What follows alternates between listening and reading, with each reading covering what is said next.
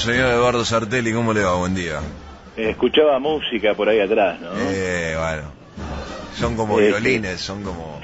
Algo así, ¿no? Digamos, Vivaldi, Beethoven, algo así. Me pareció escuchar algo así. O sea, algo clásico. Un Vivaldi con bombo. Vos sabés que el pueblo siempre crea. Y en las manos de Barrio, ¿no? Algo así. Bueno, viste, al final se hizo justicia. Se hizo justicia, muy bien, me parece perfecto. Estamos felices, contentos. Aparte tuvimos una semana más o menos de festejo.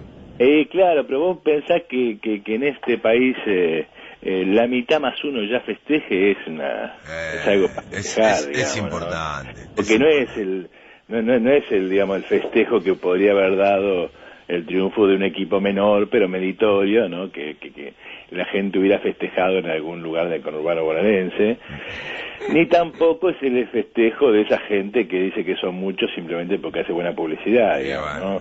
Pero bueno, ahora en la victoria vamos a ser generosos. Exactamente, sí. Vamos a abrazar a todos los hinchas. Alguna vez esto pasa, así que... pasó 66 veces, dicen, no sé, yo ya perdí la cuenta. Sí. Lo que pasa es que hay gente, viste, que conoce Japón por fotos. Claro, y ha ido alguna vez a pasar vergüenza y que si alguna vez se lo regalaron, pero no importa, hoy no estamos para esto. No, hoy tenemos cosas más importantes para avanzar. Sí, claro, además somos generosos en la victoria, ya está. Ya festejamos, ya tendremos lo nuestro a futuro, todo a su debido tiempo, pero ahora, obviamente, hay algunos temas que nos convocan, ¿no? Hay uno clave que se empezó a abrir la semana pasada y como correlato, bueno, lo que pasó el sábado, ¿no? El cierre de listas. Sí, mira, acá es interesante el tema analizar el tema de la salada, porque eso nos permite ver muchas cosas que vienen desde mucho tiempo atrás. Y recuperar esa peculiaridad que teníamos esta columna de esa mirada histórica de largo plazo. Sí. Si uno empieza a preguntarse por ¿dónde comienza esta historia que terminó, quiere decir que tuvo un punto de inflexión importante para la política de los últimos días, en los episodios de la detención del jefe de la Salada y cosas por el estilo? Uno tiene que decir que todo esto empieza en los años 70 y empieza muy lejos de la Argentina. Es decir, empieza en todo ese gran movimiento del capitalismo de llevar la producción que tiene mucho contenido de mano de obra a los países donde la clase obrera es más débil y por lo tanto donde los salarios son peores. Es decir, todo ese movimiento de orientalización de la economía mundial que lleva al capital a explotar fuerza de trabajo con más intensidad, con más energía y por lo tanto con más ganancia, trasladando la producción de ese tipo de industrias como la confección, que es lo que nos ocupa, a sudeste asiático, a China, etcétera. Eso provoca en los años 70 una virtual quiebra de la industria de la confección en la Argentina, como en otros lados. En la Argentina, por una serie de razones que ya hemos explicado muchas veces y que ahora, podemos simplemente indicar, ese problema es particularmente grave, es decir, porque la Argentina ya es un país en términos industriales ineficiente y donde la mano de obra es relativamente cara para lo que son países que de contextura económica similar. Con lo cual a la Argentina la orientalización de la economía mundial persiguiendo la mano de obra barata en el ramo de la confección le pegó realmente mal. O sea, una verdadera crisis en la década de 70, muy brutal, que se extendió a lo largo de los 80, y lo que empezamos a ver a lo largo de los 80 y comienzos de los 90 es un renacimiento de la industria de la confección en la Argentina. Lo interesante es en qué condiciones renace. En condiciones chinas, es decir, en condiciones en las cuales es posible competir con la mano de obra barata del sudeste asiático, organizando una economía que de alguna manera reproduzca esas condiciones de extrema explotación. Por eso siempre vemos asociada a la industria de la confección el problema de la trata de personas. Por eso siempre vemos asociado a la industria de la confección el problema de la inmigración clandestina. Por eso siempre vemos asociada a la industria de la confección el problema de los talleres clandestinos y las condiciones extremas de vulnerabilidad de los trabajadores allí, y de condiciones de trabajo lindantes con la esclavitud. La industria de la confección de Argentina renace de esa manera, como única forma de competir con la competencia del sudeste asiático, y por lo tanto reproduciendo en la Argentina condiciones asiáticas, es decir, expresando una pauperización extrema de la población. Eso se nuclea, se reúne población sobrante de toda América Latina, en particular de Bolivia, Perú, Paraguay. Es decir, los obreros baratos de la Argentina se van a buscar a los países vecinos, porque los salarios en Argentina son más altos que en los países vecinos, sí. Y luego los obreros más baratos se traen de ahí. Y hay que traerlos en condiciones de clandestinidad y en condiciones de marginalidad, a los efectos de poder ser sometidos a una explotación muy brutal. Condición a la que acceden ahora muchas capas de obreros argentinos, en la medida en que entre un 20% y un 30% de los obreros argentinos caen en ese mundo de la superexplotación y de la población sobrante. La mayor parte de estos talleres clandestinos hoy no están solamente poblados por migrantes, cercanos, sino que están poblados por obreros argentinos extremadamente pauperizados. Es decir, la salada expresa la descomposición de buena parte de la clase obrera argentina, que cae en niveles de explotación asiáticos. Y cuando decimos clase obrera argentina, ahí reunimos tanto a obreros argentinos nacidos aquí, como a obreros nacionales, traídos de países limítrofes. Exactamente. Y es interesante ver cómo se conforma la burguesía de estos sectores. En algún lado siempre se habló de coreanos que explotan bolivianos en el Bajo Flores, sí, como diciendo, esto no tiene que ver con la Argentina, tiene que ver con un burgués aprovechado que viene del sudeste asiático, y un pobre obrero que viene de fuera del país. Ni todos los burgueses son coreanos, ni nada por el estilo, ni la mayor parte de los obreros son necesariamente extranjeros. De hecho, es interesante ver cómo en Bolivia, al amparo de Evo Morales y expresando un nacionalismo retrógrado y ciertamente muy lamentable, se ha empezado a constituir una burguesía ligada al mundo de la confección, en particular con asiento en La Paz, y sobre todo en el Alto, que hace una especie de triangulación internacional, donde combina producción local con mano de obra barata expulsada del extranjero, que crea a su vez un mercado. Hemos visto en televisión, de hecho Martín Sicioli había hecho un par de informes que en estos días se están repitiendo mucho, de cómo en realidad el boliviano llega aquí, empieza a trabajar, después abre un tallercito, trae a la familia, después el tallercito va creciendo y ya se transforma directamente en un burgués. Bueno, todo ese tipo de asociaciones que involucran, como saltó cuando estalló la crisis de los talleres clandestinos de Bajo Flores. Recordemos cuando Gustavo Vera empezaba sus armas en este campo, que hizo una denuncia que provocó que la mayor parte de los trabajadores bolivianos de talleres salían a protestar en contra por la idea de nos dejan sin trabajo. Sí. Ahí apareció la complicidad del cónsul boliviano y de las autoridades locales, etcétera, etcétera. Entonces estamos viendo cómo todo este negocio tiene una magnitud enorme, involucra situaciones internacionales, involucra complicidades políticas y, por sobre todas las cosas, involucra una extrema explotación de la fuerza de trabajo. Cuando nosotros vemos aparecer en la salada a los personajes que aparecen en la salada, los que muestran los puestos, etcétera, etcétera, guarda que detrás de eso la mayoría de los que hablan son pequeños patrones que son los que vehiculizan esta extrema explotación. Ahí no vemos hablar a los obreros que están detrás de esto. Como alguna compañera nuestra escribió, los obreros de la salada, los que sostienen este negocio gigantesco, no aparecen acá.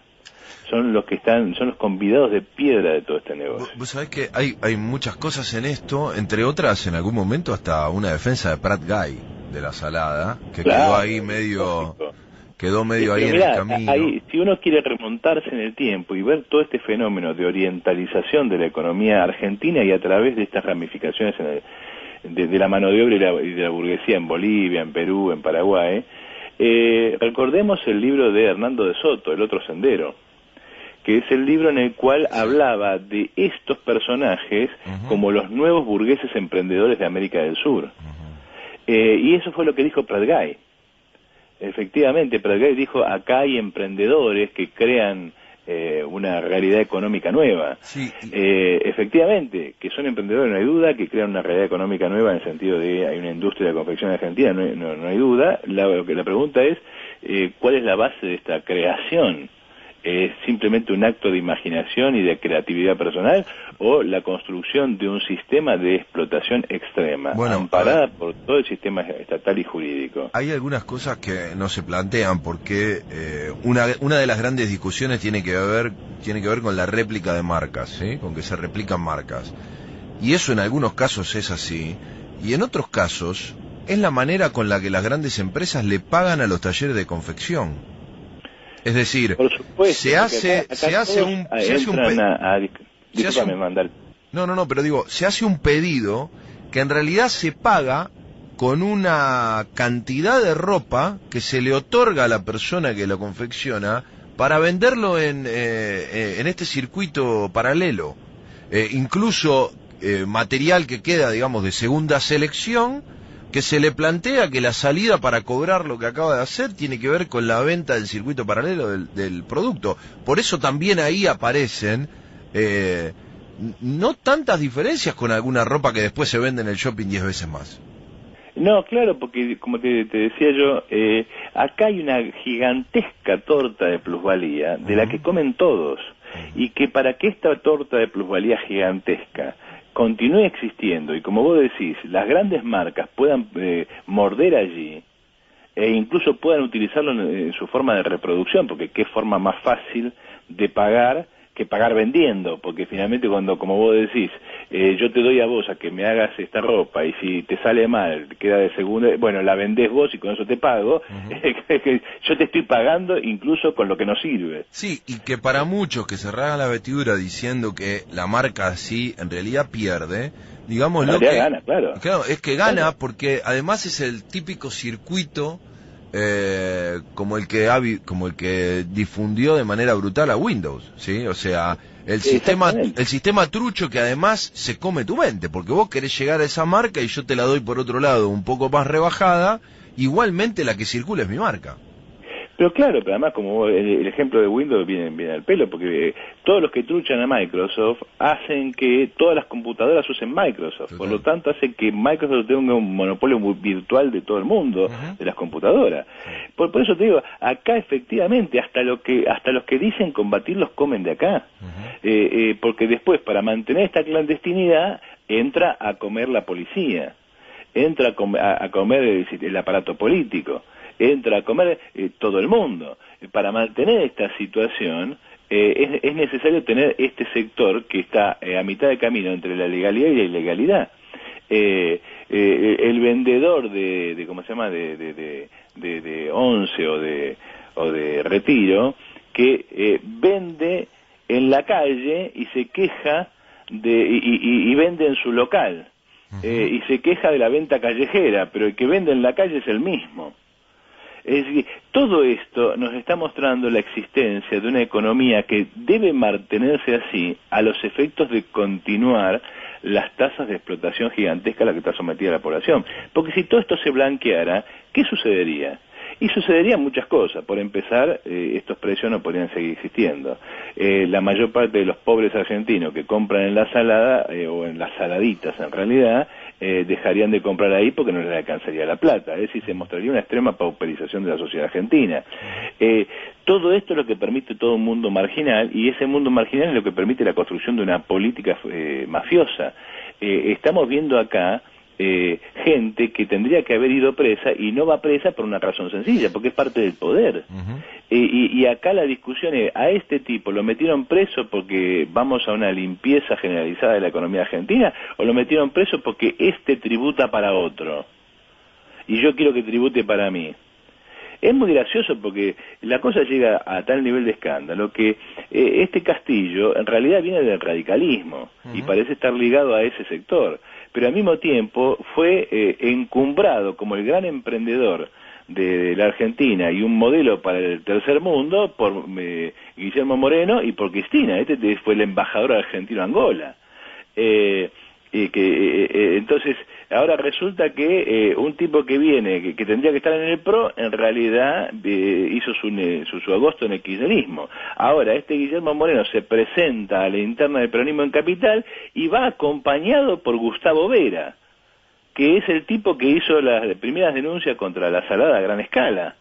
Y obviamente este Moreno es uno de los referentes del Papa en la Argentina, igual que Gustavo Vera, que se supone que ambos representan de alguna manera al Papa, y el Papa hace congresos mundiales contra la trata, problema en el cual está metido de lleno la salada, porque buena parte del trabajo hiperexplotado de la salada no podría sostenerse sin fenómenos como el de la trata. Entonces vos te das cuenta como acá comen todos. Sí, totalmente. Y el único que no aparece, el convidado de piedra acá, es el propio trabajador. Es el tipo que está laburando 12, 14, 16 horas atado a la pata de una Singer, atado a la pata de una máquina de coser.